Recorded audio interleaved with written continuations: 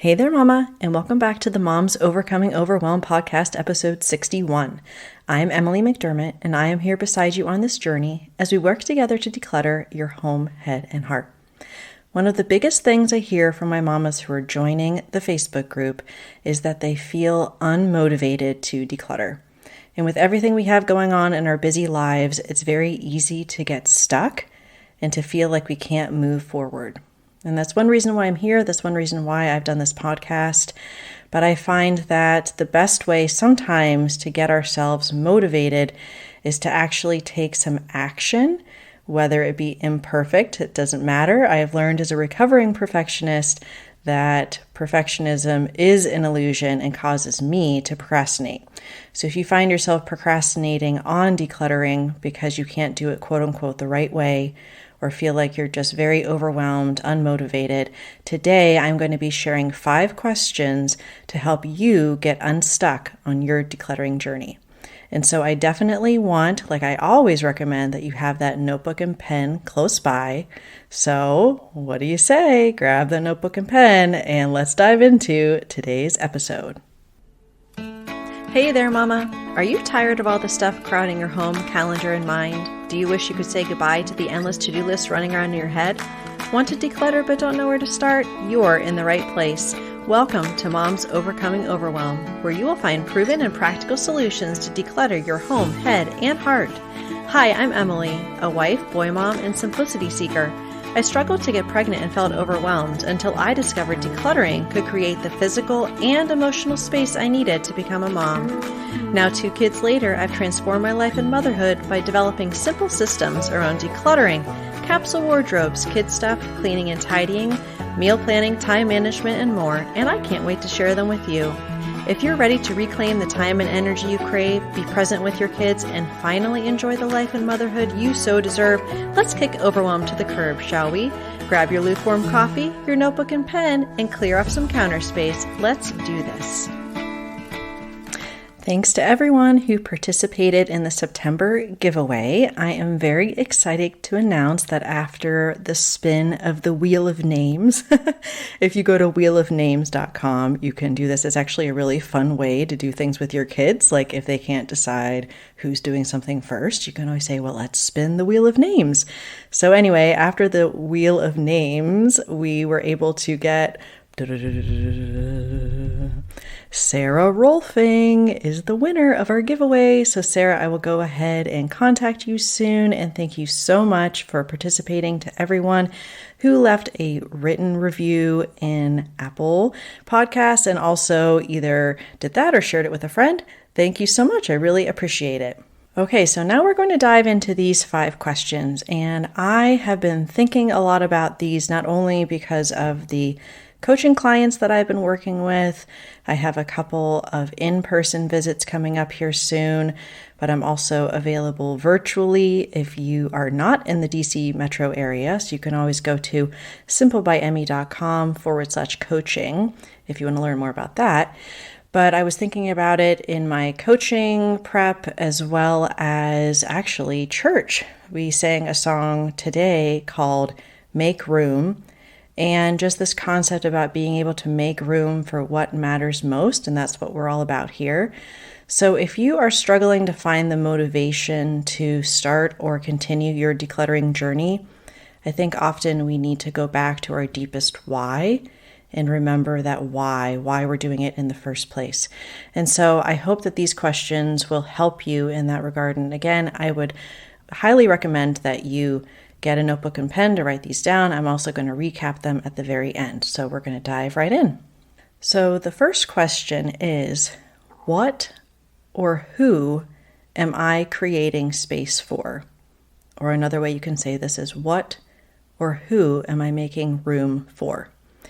Now, if you have listened to my story, which is way back, I believe in episode 1, the way that I came to this decluttering and simplifying journey was because my husband and I struggled with infertility. We were going through fertility treatments, and I realized that I needed to make the physical room in our home, but also the emotional and mental space for us to conceive and hopefully have a baby. And so it's important that we think, what am I making room for? What are the dreams that I have? What are the ways that I want to be spending my time, my energy, my talents? Who am I making room for? I'm working with a woman. They are going to be adopting a child soon. And so they're physically making that room in their home, but also there's that emotional and mental space, that capacity that we talk about so much on this podcast. And so I would invite you to just kind of brainstorm and to write down who and what am I making space for? Okay, the second question is really geared towards when we're making those decluttering decisions that are a bit more difficult. We've spoken in other episodes about how we want to start with the most unsentimental, unemotional stuff. You can find out more about that in episode 5. But when we start dealing with things that are a little bit more difficult for us to make those decisions, a lot of times we have this either-or mentality. It's that if it has value, whether I think I could sell it for something, or I just paid so much money for it, or I might use it someday, or I want to keep it just in case, then I therefore will not get rid of it.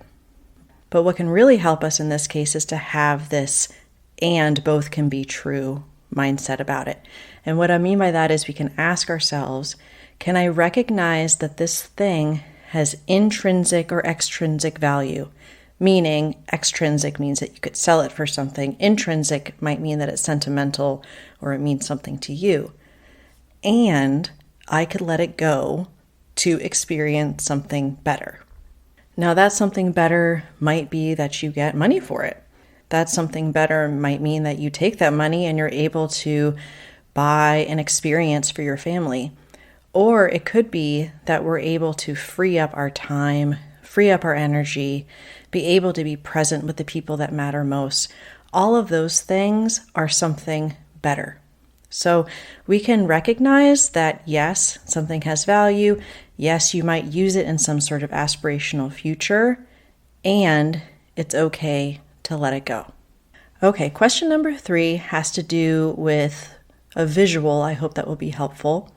And I'd like you to, unless you're driving, close your eyes for a moment and think about a cluttered space in your home. Think about how that is making you feel in your body. What is the feeling in your chest? What's the feeling in your shoulders? What's the feeling in your stomach, right? It feels heavy. And not only that, but clutter is actually blocking us physically from being able to use our space in the way that it's designed. If we have every possible surface covered with stuff, we're not able to use our dining room table. We're not able to use our garage. We're not able to sit in a chair.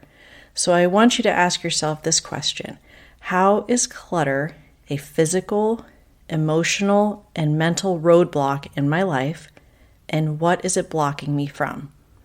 What is clutter physically blocking you from? Now that could be, it's physically blocking me from having dinner at my dining room table.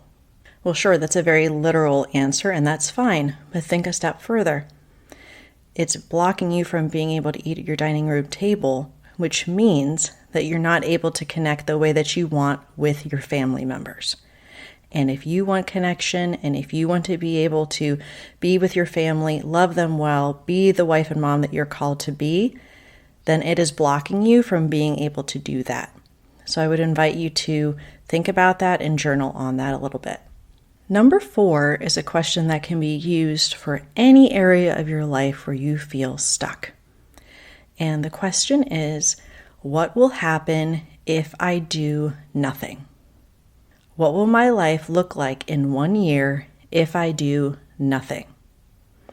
If you were feeling overwhelmed, if you were feeling stressed out by your clutter, if you're feeling anxious, if you are coming home, not wanting to come into your house because of how it feels, if you're snapping at your kids, if your relationship with your spouse is suffering, and you feel like you're too tired to make even the smallest step towards making things better, what is going to happen if you do nothing? You are going to be in the exact same spot, if not feeling even more overwhelmed and crushed by all the clutter around you. And sometimes it's important that we get to that space that we tell ourselves, hey, this is important. Yes, there's all this craziness and busyness going on. I can continue to live on autopilot, or I can stop and think about myself a year from now if I continue along this path and know that that's not where I want to be. And I can make very small changes today to make sure I don't stay there. Okay, the last question is number 5. This actually comes from the concept of Swedish death cleaning, which I might talk about in a future episode. But Swedish death cleaning is ensuring that your loved ones are not burdened by your stuff by taking care of your stuff and your affairs now. And I, just turned 43, so someone might think, well, why are you worrying about that? I actually did it when I was 39 in good health. And the reason is I don't want my husband having to figure out what to do with my stuff, what I want to have done with it, where I want it to go. I want to alleviate that burden from him. So the question is, if I were to pass away tomorrow, who would be burdened by the stuff that I didn't take care of now? Now, we don't like to think about our mortality. In fact, we're too overwhelmed and busy to think about our mortality, which is kind of the problem. And this is an important question not to make us sad about the thought of dying, but to recognize that it is not the responsibility of our spouse, our loved ones, our kids, our parents to have to manage this stuff. If you are overwhelmed by stuff, you are exceeding your capacity, and it is your responsibility to live in a home and to have a schedule that allows you to manage it effectively. And we don't want that having to be on the lap of someone else. So this is a difficult question to ask, but I feel like it's important because it makes us actually think about looking down on our loved ones if we are not there, and think about them actually going through your closet right now, going through the guest room that's filled with stuff. Think about how they're feeling. They're grieving. They don't want to be doing it, and yet they have to because that is what has been left for them. And a lot of you've had to do this with your own parents who unfortunately did not prepare things for you, and you're having to spend hours and hours and days doing this. And so we don't want to be doing that to our loved ones, right? So to recap, I know this might have been a little heavier of an episode. I actually had this on my heart and I wrote these 5 questions down, and I came right down to record it because I have a little bit of time before the family gets home. But I feel like this really helps you get unstuck because you're reminded of your why and recognizing why this is so vitally important. So the first question, what or who am I creating space for? Now I'm just recognizing it's probably supposed to be whom. What or whom am I creating space for? What or whom am I making room for? Number 2, can I recognize that this thing that I don't want to get rid of has some sort of value and I can let it go for something better? Number 3, how is clutter a physical, emotional, and mental roadblock in my life, and what is it blocking me from? Number 4, what will happen if I do nothing? What will my life look like in 1 year if I do nothing? And number 5, if I were to pass away tomorrow, who would be burdened by the stuff that I didn't take care of? I hope that this episode made you think, really blessed you, and I would love it if we could chat more about it over in my free Facebook group. So you can head on over to tinyurl.com/Moms Overcoming Overwhelm. On Thursday, we'll be talking to my friend, Danielle McGew, and she is from the Plan Goal Plan podcast. And we are going to be talking about how we can use checklists to prevent us from drowning in our never-ending to-do list and feeling so overwhelmed, and how we can use those to really create habits that are consistent and help us reach our goals. So I can't wait to have that conversation, and I will see you on Thursday. Bye for now. If you like today's podcast, here's what you can do. Just take 30 seconds to leave me a review. I know you're a busy mama. You're overwhelmed, in fact, but 30 seconds of your day makes such an impact. I'll be blessed by your words. They'll definitely make my day. And who knows, you might be entered for this month's giveaway. In Apple Podcasts, scroll down to write a review. Thanks so much for your time. I'm so grateful for you.